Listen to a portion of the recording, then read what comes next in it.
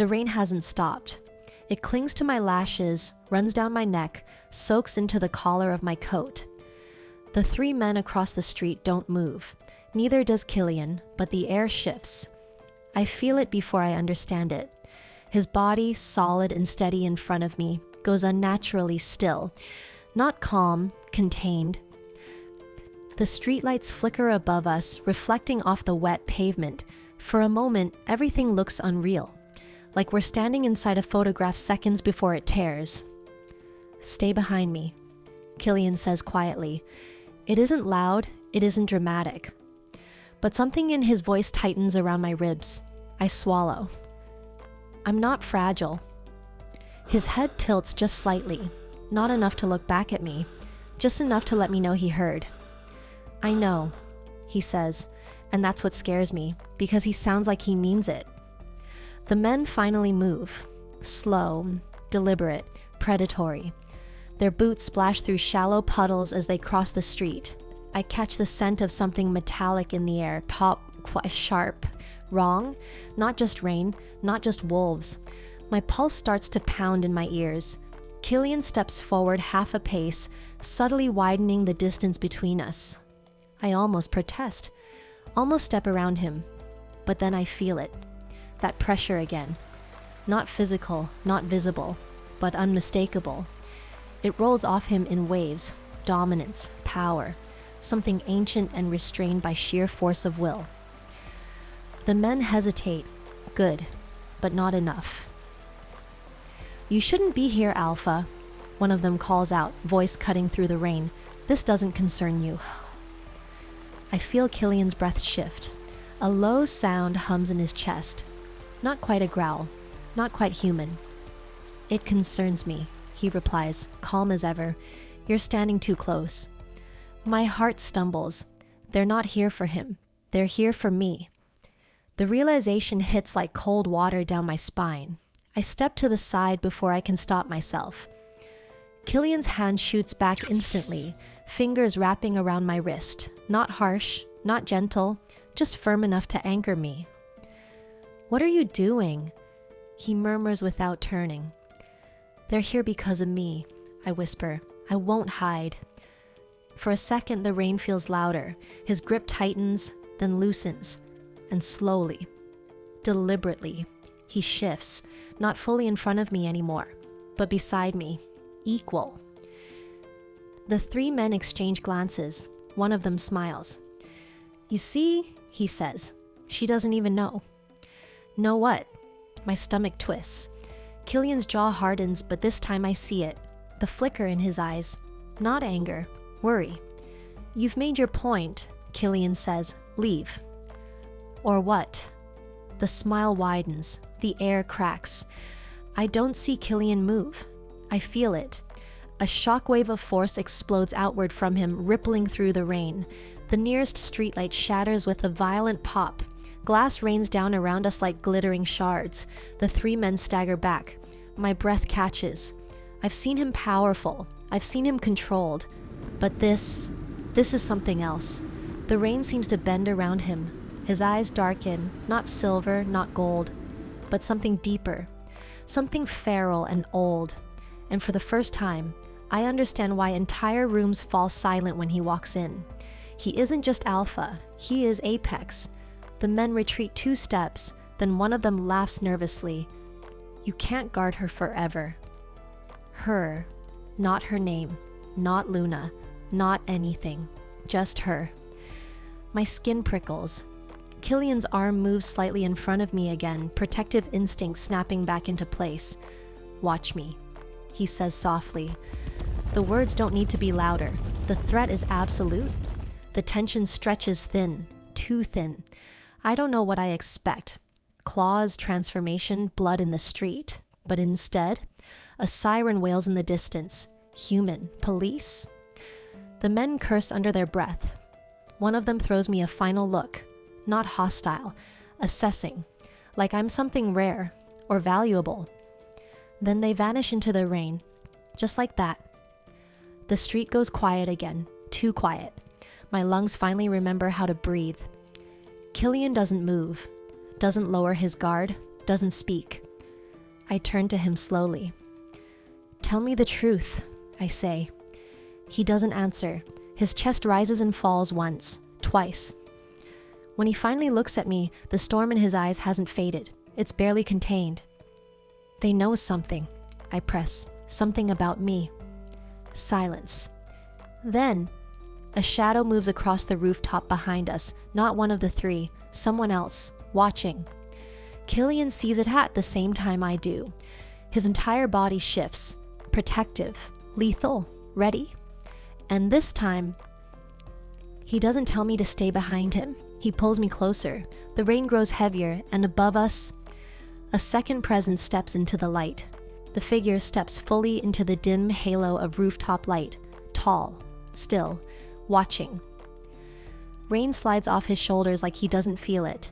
I don't recognize him, but my body does. A chill slices through me, sharp, instinctive. Not fear exactly. Recognition. Killian's hand presses flat against my lower back, grounding me. Inside, he says under his breath. I don't move. The man on the rooftop tilts his head slightly, studying me like I'm a puzzle he's been waiting to solve. Alpha Killian, he calls down, voice smooth, almost conversational. You're reacting emotionally.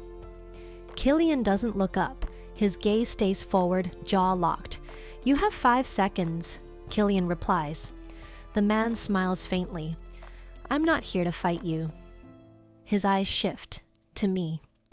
I'm here for her. The words hit harder than the rain. My pulse stutters. Killian steps fully in front of me again. No subtlety this time. You don't even know what she is, the stranger continues. What she is, not who. Something inside me twists violently. I said. Killian's voice lowers, darker than before. Leave. The rooftop cracks. Not metaphorically. Actually cracks. Concrete fractures beneath the stranger's boots as he pushes off, landing on the street in front of us with impossible precision. Water explodes outward at impact. He straightens slowly. Up close, I see it. His eyes, not silver, not gold, crimson, not glowing, burning. I inhale sharply. He smiles at that. There it is, he murmurs. She feels it. Killian shifts slightly, blocking more of my view. Do not test me, Killian warns. The man ignores him. Mira, my name, spoken like he's known it for years. I freeze. Killian's hand tightens against my back. You shouldn't know my name, I say before I can stop myself. The stranger's gaze sharpens. Of course I do. He takes one slow step forward. Killian growls. Low, vibrating, lethal. The sound travels through my bones. The stranger halts, amused. You've kept her blind, he says quietly to Killian. Why? Because she deserves a choice, Killian snaps. Choice? My mind reels. Choice about what? The stranger's crimson eyes flick back to me. You've been smelling it, haven't you? He asks gently. That difference, that dissonance. My throat tightens. I think of the metallic scent earlier, the way the three men looked at me, the way rooms go silent when I enter, the way Killian always seems, tense. What are you talking about? I demand. The stranger studies me carefully. Then he says it. You're not fully human. The world tilts. The rain feels distant, muted. I laugh. Sharp, defensive. That's not funny. Killian doesn't laugh. He doesn't deny it. The silence is worse than anything. I turn to him slowly. Killian, say something. Deny it. Shut him up. Killian's eyes meet mine. And for the first time since I met him, I see something raw there. Conflict, regret. You were supposed to tell her? The stranger muses. Or were you planning to wait until it surfaced on its own? Surfaced. My pulse pounds in my ears. I don't feel any different, I say, but my voice trembles. The stranger tilts his head. Don't you? The rain slows. No, not slows. Stops. Mid-air droplets hang suspended for half a second, then slam down all at once. The ground beneath my feet vibrates. I gasp, stumbling. Killian catches me instantly. Enough, he growls at the stranger, but it wasn't him. It was me. The vibration radiates outward from where I stand. A low hum fills the street. The shattered streetlight flickers back on, then bursts again. Car alarms start screaming in the distance. My heart races so violently it hurts. "What's happening?" I whisper. The stranger's smile disappears. He's not amused anymore. He's focused. "Do you feel it now?" Something is clawing inside my chest.